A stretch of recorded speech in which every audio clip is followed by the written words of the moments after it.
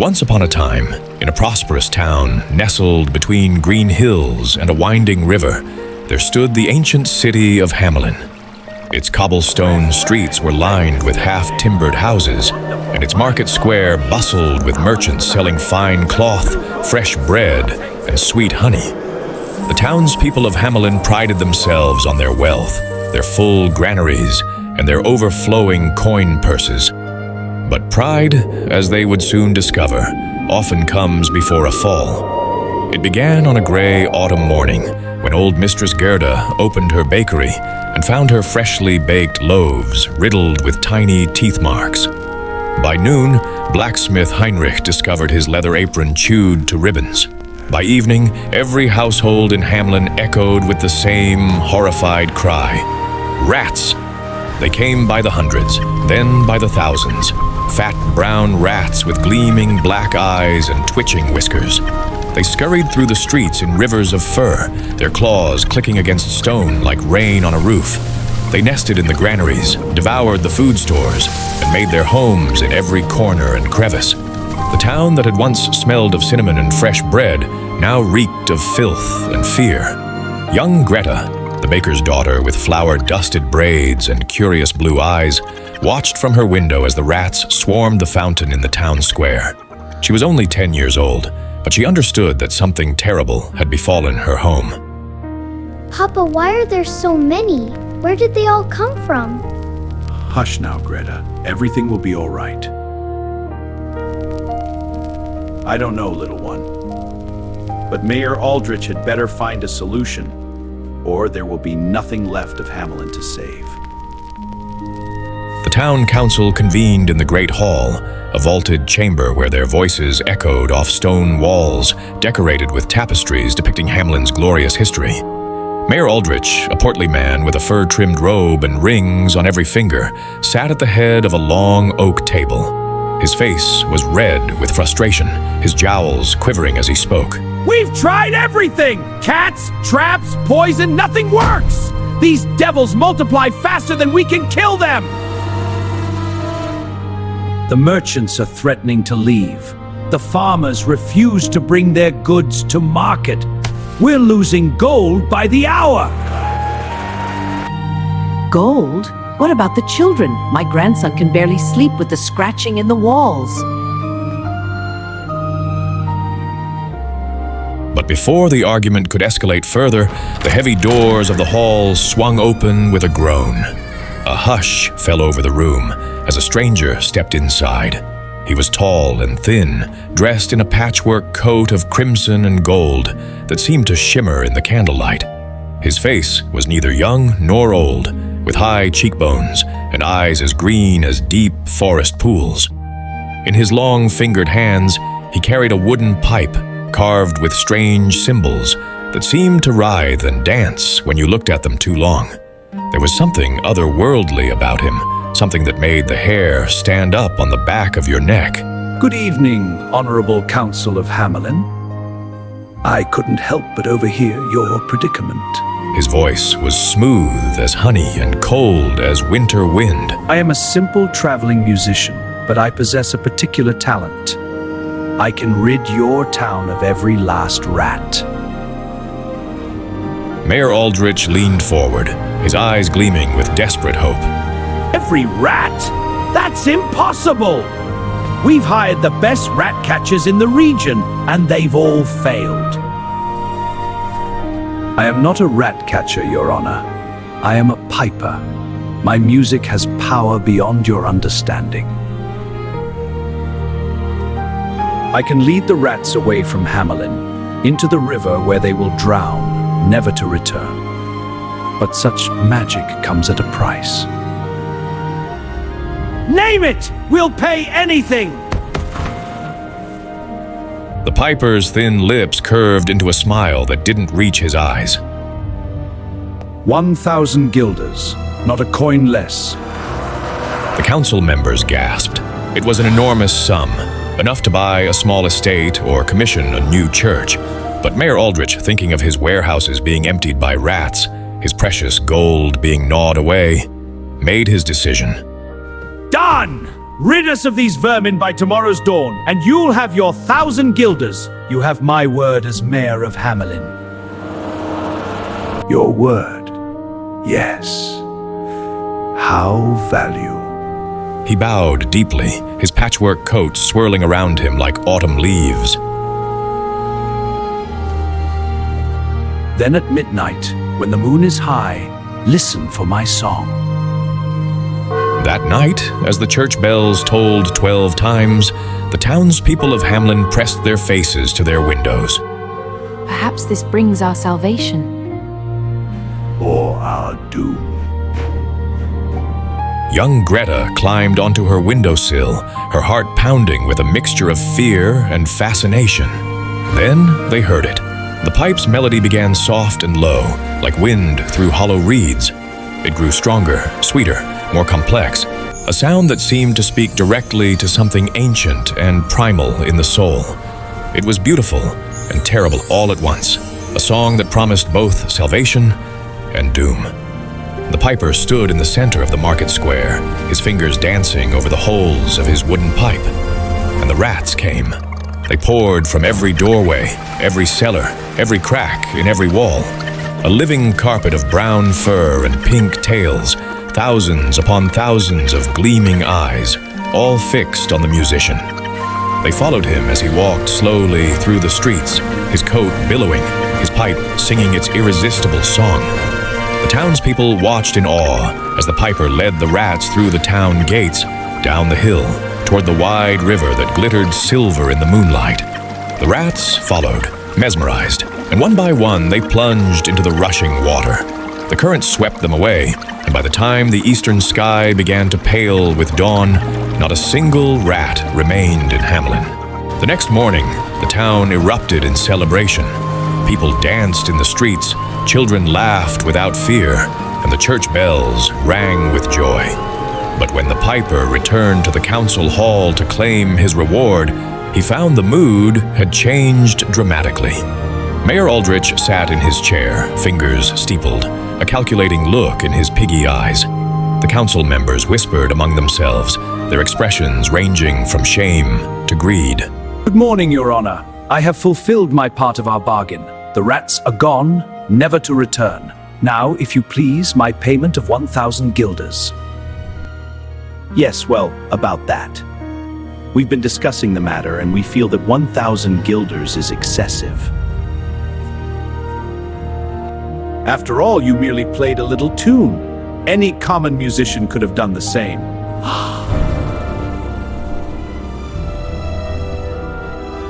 Any common musician? His voice remained calm, but something dangerous flickered in those green eyes. Then why did your rat catchers fail? Why did your traps and poisons fail? Be reasonable. We'll pay you 50 guilders, a generous sum for a night's work. Greta, who had snuck into the hall with her father, felt her stomach clench with fear. Even a child could see that this was wrong, that breaking a promise to this strange man was a terrible mistake. Papa, they promised him. Hush, child. This is grown-up business. But the piper heard. He turned those ancient eyes on the little girl with flower-dusted braids, and for just a moment, something like sadness crossed his face. You gave me your word as mayor of Hamelin. Was it worthless? Are you a man without honor?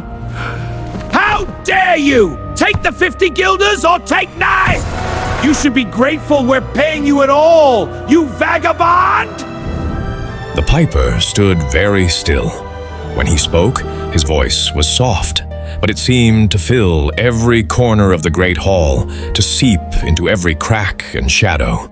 I offered you a service, and I delivered it perfectly. You made a promise, and you have broken it. Very well.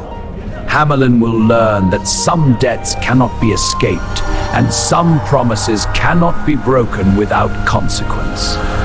You think the rats were your greatest treasure? You will soon discover what you truly value most. He turned and walked from the hall, his patchwork coat trailing behind him like a banner of judgment.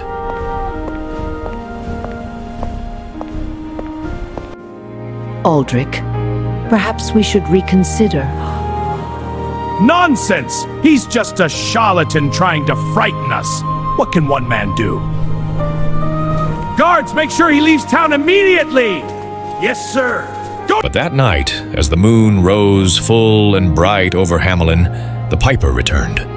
He stood once again in the market square, but this time he played a different tune. This melody was sweeter than honey, warmer than a mother's embrace, more joyful than a summer morning. It spoke of dancing and laughter, of games and adventures, of a place where children were always happy and never afraid. Greta heard it from her bed and felt an overwhelming urge to follow that sound. She tried to resist, tried to call for her father, but her feet were already moving. All over Hamelin, the same thing was happening. Children slipped from their beds, climbed from their windows, walked out of their doors as if in a beautiful dream.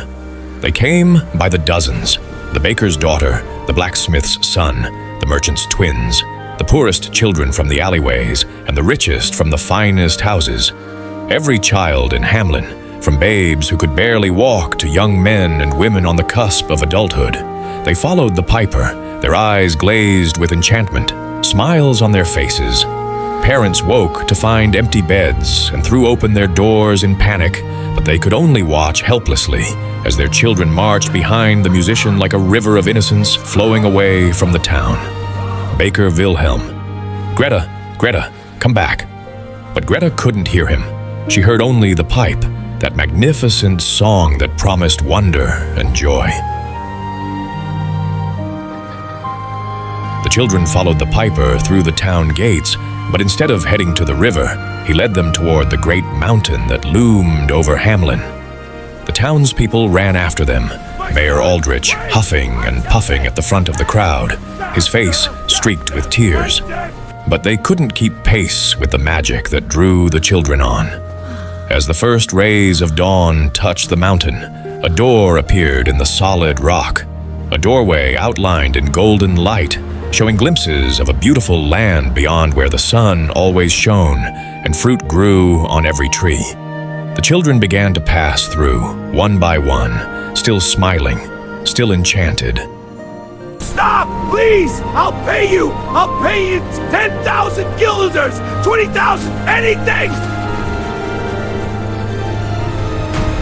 The piper paused at the threshold, turning to look back at the weeping parents, the devastated town. Young Greta was beside him, about to step through the doorway. The piper. Now you understand the value of what you had. Now you would pay any price. But some lessons come too late, Mayor Aldrich. You taught your children that promises mean nothing, that honor can be sold for gold. Perhaps in the land beyond this door, they will learn different truths. Please! Not Greta! She's all I have! Take me instead! The piper looked at the baker, then at the little girl with flour-dusted braids. Something flickered in his expression, perhaps a memory of being human. The piper knelt down to Greta's level, and for a moment, the enchantment flickered in her eyes. She looked confused, frightened, as if waking from a dream. Little one, do you remember what you said in the council hall? Yes. My papa always says a promise is sacred, that we must keep our word. Your papa is wise, and you are innocent of your elder's greed.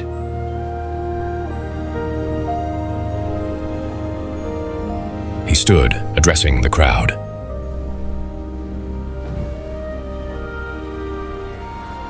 I will give Hamelin one gift, though you have earned none. This child will remain a reminder of what you almost lost. But understand the rest are gone because of your mayor's choice. They are not harmed. They will grow up in a land where honor means something, where promises are kept. But you will never see them again.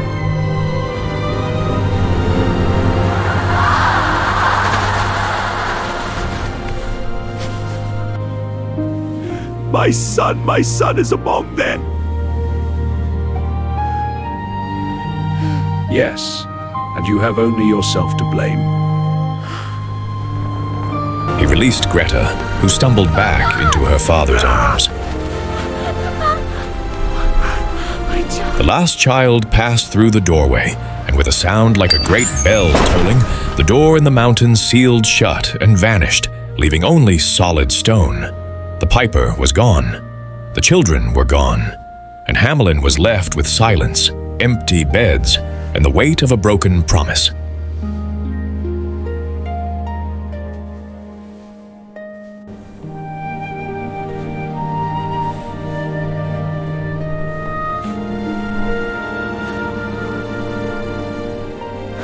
Years passed.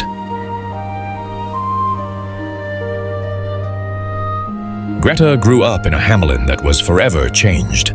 The town prospered again, for the mayor had died of a broken heart within a year, and the new leaders ruled with honor and integrity.